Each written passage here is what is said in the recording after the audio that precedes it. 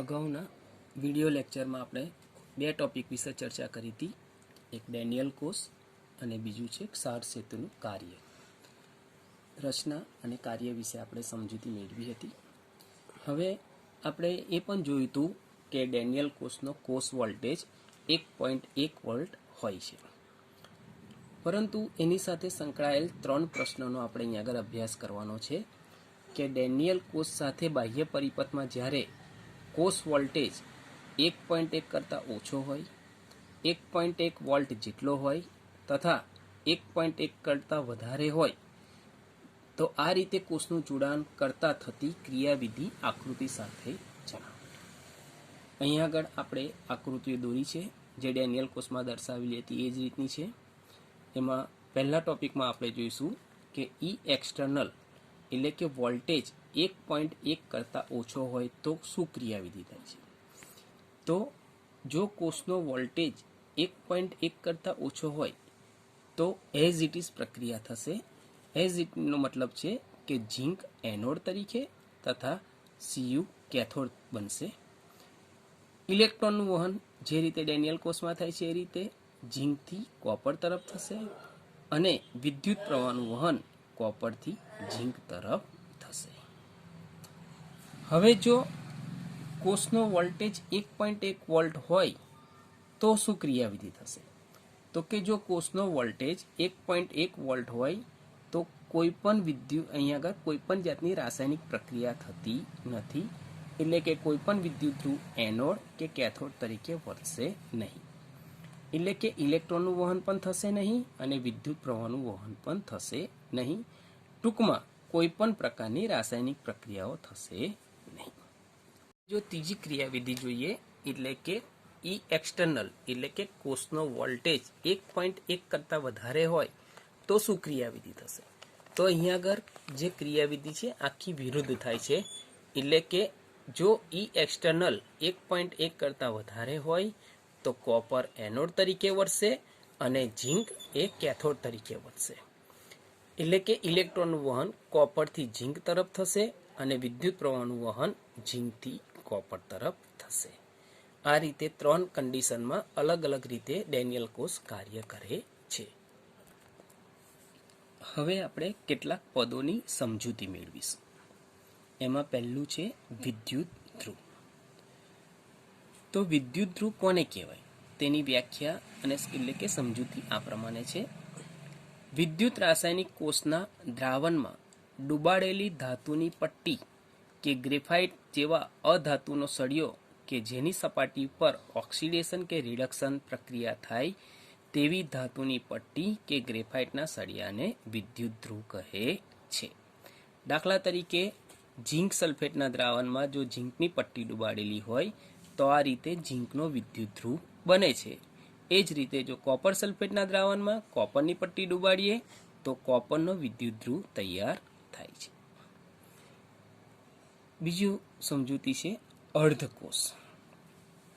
વિદ્યુત ધ્રુવ અને એને જે દ્રાવણમાં ડૂબાડ્યો હોય તે દ્રાવણને સંયુક્તપણે અર્ધકોષ તરીકે ઓળખાય છે. ફરીથી જુઓ, વિદ્યુત ધ્રુવ અને એને જે દ્રાવણમાં ડૂબાડ્યો હોય તે દ્રાવણ સંયુક્તપણે અર્ધકોષ તરીકે ઓળખાય છે. જેમ કે ઝીંકની પટ્ટીને ZnSO4ના દ્રાવણમાં ડૂબાડવાતા બનતી રચનાને આ પ્રમાણે રજૂ કરી શકાય છે Zn/Zn+2. આ અર્ધકોષની રચના થાય છે. અર્ધકોષનું નિરૂપણ વિદ્યુત ધ્રુવ અને સક્રિય આયનોના સૂત્ર વચ્ચે સીધી લીટી મૂકીને કરવામાં આવે છે. આ જ અર્ધકોષ પ્રમાણિત અર્ધકોષ ક્યારે બને છે એની સમજૂતી જોઈએ. તો પ્રમાણિત અર્ધકોષ જે અર્ધકોષમાં પ્રક્રિયાઓ સાથે સંકળાયેલા દ્રાવણની સાંદ્રતા 1 મોલર હોય અને જો કોઈ વાયુ સંકળાયેલો હોય તો તેનું દબાણ 1 વાતાવરણ અને તાપમાન 25°C હોય તો તેવા અર્ધકોષને પ્રમાણિત અર્ધકોષ કહે છે. આવા પ્રમાણિત અર્ધકોષમાં આપણે આના પછીના ટોપિકમાં હાઇડ્રોજન અર્ધકોષની સમજૂતી મેળવીશું. હવે આપણે પ્રમાણિત હાઇડ્રોજન વિદ્યુત ધ્રુવ પર ટૂંક નોંધ જોઈશું. અહીંયા આગળ પ્રમાણિત હાઇડ્રોજન વિદ્યુત ધ્રુવની આકૃતિ દર્શાવી છે, જેમાં એક પાત્રમાં H+ આયનનું દ્રાવણ ભર્યું છે, જેની સાંદ્રતા 1 મોલર છે. આકૃતિમાં દર્શાવ્યા પ્રમાણે અહીંયા આગળ વચ્ચે એક કાચની નળીમાં પ્લેટિનમ બ્લેકની પટ્ટી લગાડેલી છે, આવરણ ચડાયેલી, અને બહારથી હાઇડ્રોજન વાયુ એક બાર ડબ્બાને પસાર કરવામાં આવે છે. આ રીતની આકૃતિની રચના અહીંયા આગળ બતાવી છે. હવે જોઈએ, આકૃતિમાં દર્શાવ્યા પ્રમાણે એક પાત્રમાં 1 મોલર સાંદ્રતા ધરાવતું H+ આયનનું દ્રાવણ લેવામાં આવે છે. તેમાં પ્લેટિનમ બ્લેકનું આવરણ ચઢાવેલ પ્લેટિનમની પટ્ટી ડુબાડવામાં આવે છે. 298 કેલ્વિન તાપમાને એક બાર દબાણ ધરાવતો હાઇડ્રોજન વાયુ પસાર કરવામાં આવે છે. પ્રમાણિત હાઇડ્રોજન વિદ્યુત ધ્રુવને સંદર્ભ વિદ્યુત ધ્રુવ પણ કહે છે. તેનો E0 એટલે કે ઇલેક્ટ્રોન પોટેન્શિયલ 0.0 વોલ્ટ ગણવામાં આવે છે. જ્યારે પ્રમાણિત હાઇડ્રોજન વિદ્યુત ધ્રુવને અર્ધકોષ સાથે ક્ષાર સેતુ વડે જોડાણ કરીને સંપૂર્ણ કોષનું નિર્માણ કરવામાં આવે છે, ત્યારે ગેલ્વેનોમીટરમાંથી મળતા મૂલ્યને અન્ય અર્ધકોષનો EMF અથવા E0 સેલ કહે છે. આ રીતને એની રચના કરવામાં આવે છે. કારણ કે આપણે જાણીએ છીએ કે કોઈ પણ અર્ધકોષનો કોષ પોટેન્શિયલ મળતો નથી, એટલા માટે આપણે કોઈ પણ કોષનો કોષ પોટેન્શિયલ મેળવવા માટે આપણે પ્રમાણિત હાઇડ્રોજનને સંદર્ભ તરીકે લેવામાં આવે છે. એટલા માટે એનો E0 સેલ 0.0 વોલ્ટ ગણવામાં આવે છે, અને એની સાથે જોડાયેલા અન્ય વિદ્યુત ધ્રુવને પરિપથમાં જોડીને આપણે ગેલ્વેનોમીટરમાંથી મળતા મૂલ્યને આધારે એનો E0 સેલ અથવા EMF શોધી શકાય છે. એની ક્રિયાવિધિ નીચે પ્રમાણે છે. પ્રમાણિત હાઇડ્રોજનના વિદ્યુત ધ્રુવનું ઓક્સિડેશન અથવા રિડક્શન બંને શક્ય બને છે, જેનો આધાર તેની સાથે જોડાયેલા અન્ય અર્ધકોષના રિડક્શન પોટેન્શિયલ પર આધારિત હોય છે. હું તમને જણાવી દઉં કે અહીંયા આગળ આપણે EMF શ્રેણી રચેલી છે, જેના આધારે જેના રિડક્શન પોટેન્શિયલનું મૂલ્ય ઓછું હોય તે એનોડ તરીકે વર્તે છે, અને જેના રિડક્શન પોટેન્શિયલનું મૂલ્ય વધારે હોય તે હંમેશા કેથોડ તરીકે વર્તે છે. આપણને બુક્સમાં અંદર આપેલી છે EMF શ્રેણી, અને તેને આધારે આપણે એની રચના કરીએ છીએ કે કયો વિદ્યુત ધ્રુવ એનોડ તરીકે અને કયો વિદ્યુત ધ્રુવ કેથોડ તરીકે વર્તશે.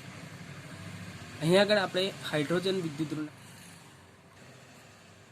પ્રમાણિત હાઇડ્રોજન વિદ્યુત ધ્રુવ ઓક્સિડેશન અને રિડક્શન એમ બંને પ્રકારના કોષ તરીકે વર્તે છે. દાખલા તરીકે, જો પ્રમાણિત હાઇડ્રોજન વિદ્યુત ધ્રુવ સાથે જો કોપરનો અર્ધકોષ જોડવામાં આવે તો પ્રમાણિત હાઇડ્રોજન વિદ્યુત ધ્રુવનો ઇલેક્ટ્રોન પોટેન્શિયલ 0.0 વોલ્ટ છે, અને જ્યારે કોપરનો કેટલો 0.34 વોલ્ટ છે.